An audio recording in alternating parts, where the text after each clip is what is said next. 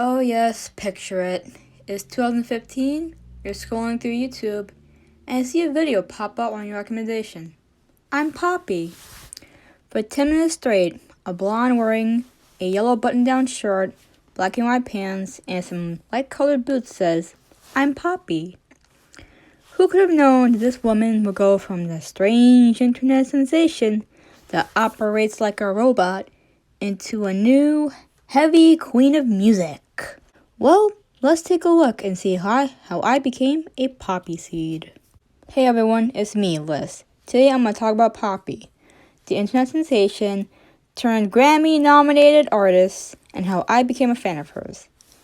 I'll also explain some parts of her journey because it's a lot to unpack and reveals a level of power and control that's been normalized in our society for so long. Also, I'm going to read a Reddit post that was posted last year because even though it's anonymous and vague, you could figure out who it is or who it's about. So yeah, this is going to be a long video. But before we get right into it, I must say this. A lot of this is solely my speculation based on alleged events and actions. I cannot say any of this is actually true other than it being alleged. Please do not harass any of the people I mentioned in this video. My videos are not intended for that purpose. Also, I'll be mentioning a few medical terms throughout this video. I'm not diagnosing anyone with anything. I'm not qualified for that. And you shouldn't use this video as a way to diagnose someone or yourself.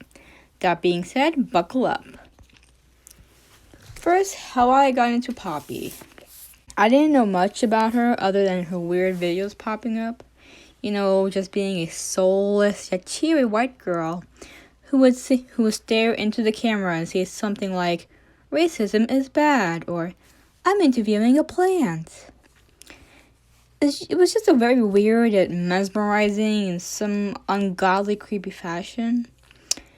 As I started to learn more about her and who she was, I also learned about her former creative partner, who I won't be naming because I don't want to disrespect Poppy or upset any of the Poppyseeds. Now, the creative partner, I did not like him at all. He did not pass the vibe check for me, and I thought he was a creep, like there was just something wasn't right about him. Even how Poppy just came about. I mean, I was like 17 at the time, so of course I'm a bit immature and naive at that time. But I also had somewhat of a good judge of character, like a dog has. I'm not comparing myself to a dog, but you get the point. So I had a difficult time supporting him because I felt like if you had to support Poppy, you had to support him as well. Well, luckily not anymore. At the time, Poppy was releasing very bubbly pop music that I didn't really enjoy because that's not my thing. But what drew me in was not only her videos, but also her persona. It was robotic, completely out of touch with reality, and it just made me think of objectification. And I knew her former partner was all about satire, so it was possible that this whole act was a play on a perfect human android, if that makes sense. I even stumbled upon videos that point out hidden messages and everything, and that's when I learned about Mars Argo. I learned that she used to work with Poppy's former creative partner, who was even his ex, and that's when the puzzle started to piece itself together. Like, it just didn't make sense, but it made sense. Like, how can a woman just disappear and suddenly a new woman comes in with nearly the exact same identity, aesthetic, and whatever have you? That's when the lawsuit happened and the red flags popped up. I remember being in the dining hall on my upstate campus, taking a bite of a little hamburger with fries in it because who doesn't love that?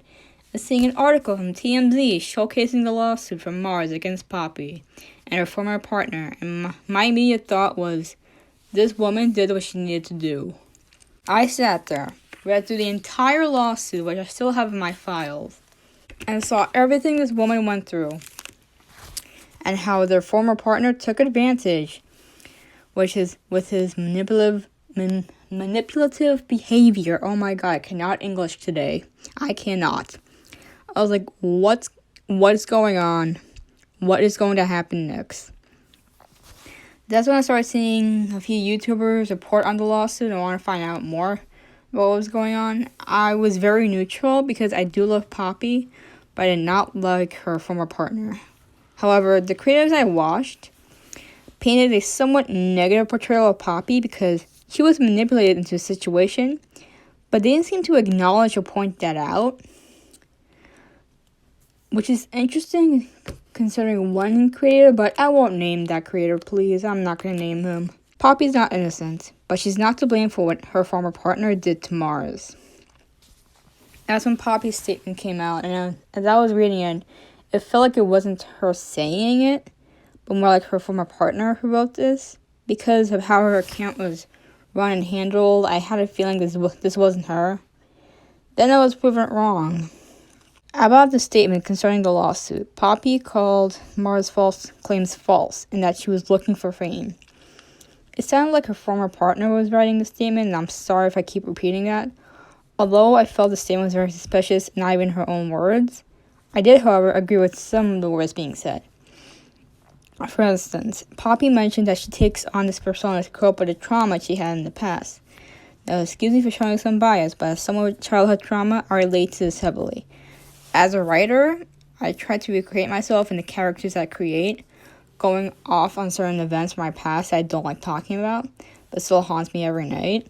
It's my way of showing how real my characters can be, while still being in a fantasy world. Even in my poetry, the speaker becomes a fragment of myself, and the lyricism I scribe. Fast forward, Poppy releases Am I a Girl, which is one of my favorite albums. I remember staying up at night to record X, and not recording it like I found gold. I truly love the evolution of her sound throughout the album, and that's what made me become a Poppyseed. My favorite songs, if you ask me, are Girls in Bikinis, Aristocrat, My Girl, Play the Story, and of course, X. That's when I believe she started gaining traction in the music industry, especially in the metal community. How we get to where the Am I a Girl era ends and I Disagree begins. That was when I got into the Poppy.church community.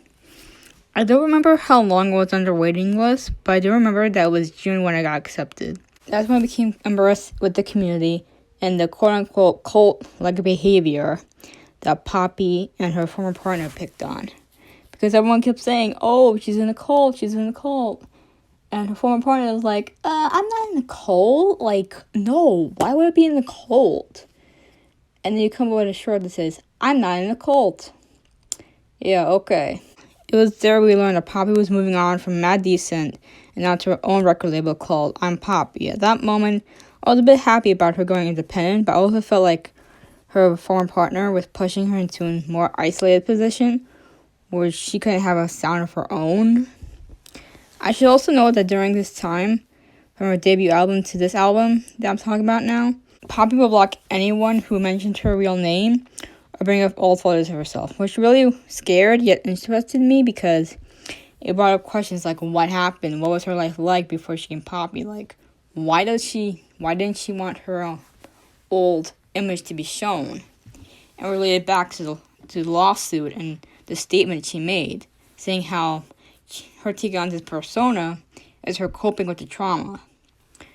So I started digging through old interviews and found vlogs and even her very first video, being a brunette hanging out in her bathroom, and later found out she used to be really good friends with Debbie Ryan. That's when I found a clip of Poppy in the background of Jessie. Crazy how times can be, huh? I believe a lot of us were trying to figure out what's going on and why Poppy was this bubbly, robotic person that was changing her sound. And we were suspecting her former partner at the time.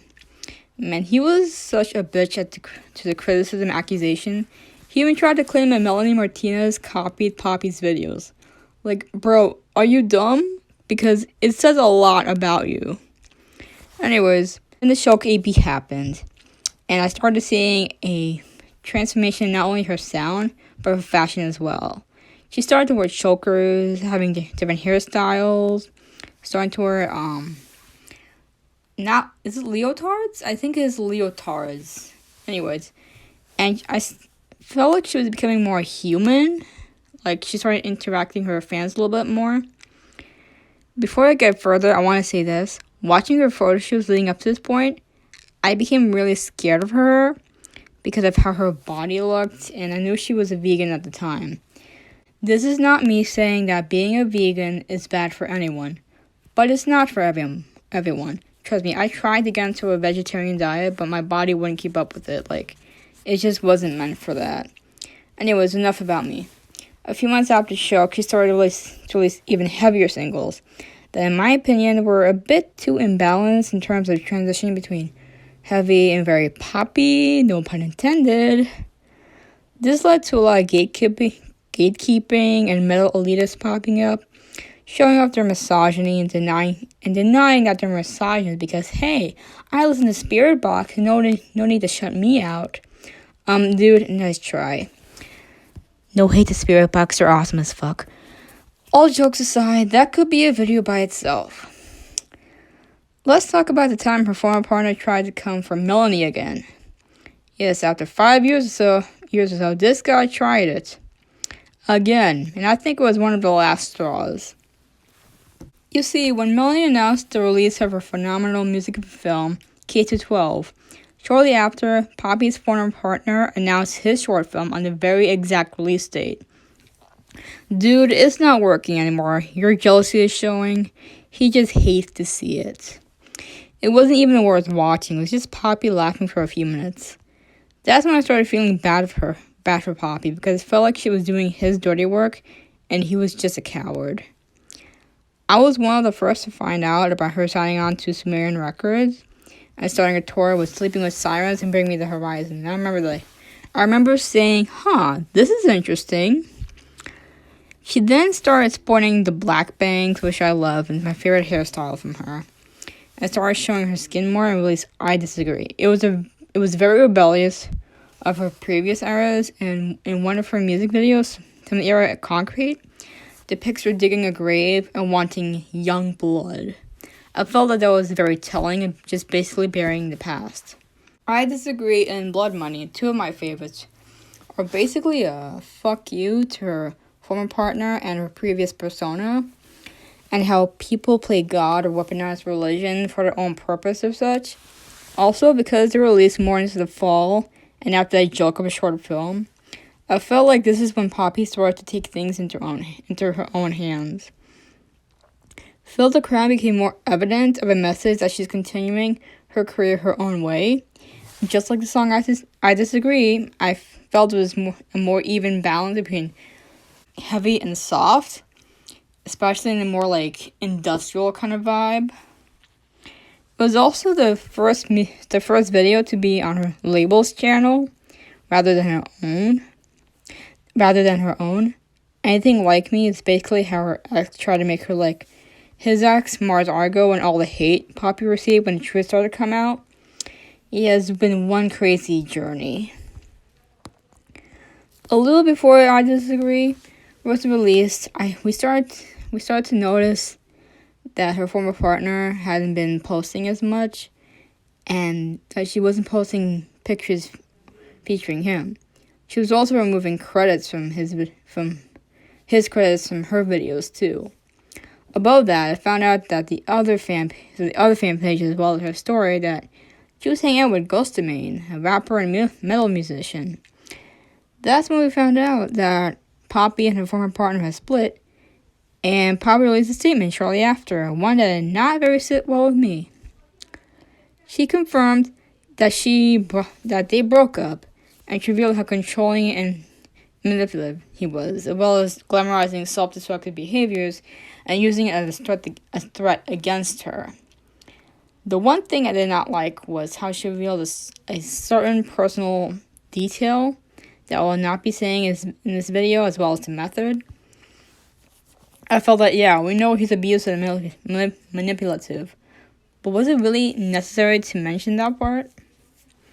Before I get into the Reddit post, most of it anyways, her former partner reappeared a few weeks after I Disagree was released, and he has a new girl. There, the swarm of Poppyseeds rated his comments, calling him a clown, abuser, yeah. I kept quiet to myself because at the time I was very neutral during the whole situation. Besides the hate comments, there was also a few comments he responded to, providing us more insight on the process of Poppy's latest album and the kind of person he was. We found out that he wrote the lyrics and even called Poppy a bitch and told us to ask her if she could play any of her songs. Oh, the misogyny is boiling here. Okay, here's the part where I'm going to read the most of what I can from Reddit posts. I'll link it in the description box down below, and I also have screenshots. Though the person never revealed their name, they did reveal their age as well, and gender as well as their exes. Just reading through all this, you have to be a fool to think that this won't be relevant in this video. Here goes. Throw away because my ex is a Redditor. A little background. My 33 male ex-girlfriend, 25 female, and I met around 7 to 8 years ago. At the time, I was going through a shitty breakup and she helped me get through it. She, I'll call her M, wanted to date me. So we started dating when she turned 18. The age gap wasn't ever weird to us because we had so much in common. Our friendship was going great for a few years. I also gave her tips on how to improve her appearance, like wearing more makeup, dyeing her hair a more flattering color. She asked for my suggestions, and chose to follow my advice. Some shit happened in our personal lives. We had a falling out, and we tried to end a relationship last year. We parted on bad terms and mutually decided to block each other on social media, but I kept looking at her page because I didn't see any harm in it. We are, or were, a part of the same friend group, so I ended up hearing about things she was saying about me from her mutual friends. A few weeks after we broke up, Em started posting pictures with another guy on social media, introducing him to her friends, and started commenting hearts and flower emojis on her selfies. I'm almost sure that she was cheating on me because she actually started dating him so quickly after we broke up, and she was acting like she was hiding something towards the end of her relationship. She always let me read her texts as a trust thing, and she told me that she wanted to stop doing that for a few months before we broke up. I have no idea why she would stop unless she was hiding something from me.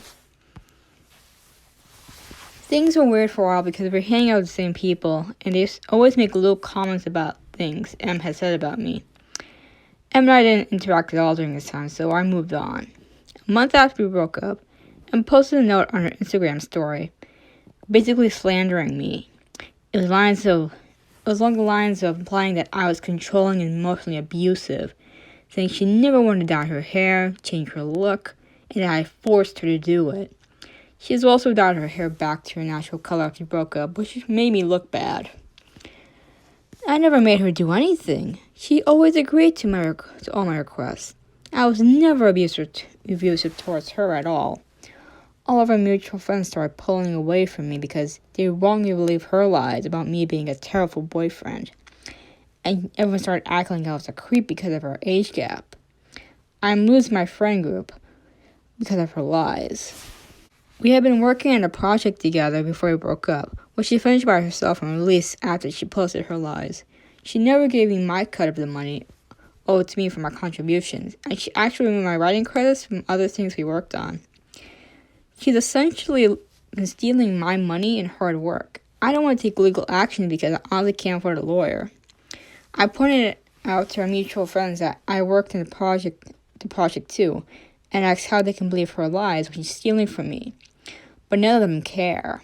TLDR, ex-girlfriend cheated on me and posted on Insta about me being abusive and controlling. I didn't do anything. I'm losing all my friends because of a lie. She's also took credit and money for something I worked on. What do I do? Yeah, that was a handful to read. Sir, have a seat. That was a lot to unpack, but there were some key things that struck out to me. One of them being the obvious age gap, grooming. The tips he gave her, which he somehow gaslighted and called her unstable later in the post. And seeing her text as a trusting, dude, what the hell? People started to catch on and started calling him out being groomer or predator. And this goes on to how normalized grooming is, especially in the music industry. His responses, however, just dug an even deeper hole for himself. He even tried to dox Poppy and claimed how she knew what she was doing and what she was in for. Sweetheart, She was a minor that you groomed, and thanks to you, she now has a name for herself and no longer has to listen to you or your tips. Your ship is sunk, bro. Get over it and out. We can't deny that Poppy went through emotional trauma and a drastic transformation. From the Nashville girl escaping to the City of Angels to become a mere replica of her partner's ex, to finally the young woman who has a Grammy nomination. Anyways, I'm happy she's with Ghosted Me and that she's in control of her own music.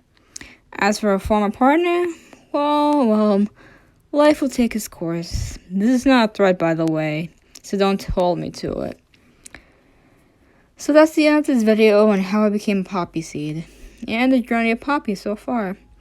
Feel free to let me know what you think of this video in the comments. Other than that, you can join me in my Discord server and meet me on other platforms via Linktree in the description. Stay safe, wear a mask, hydrate, bye bye.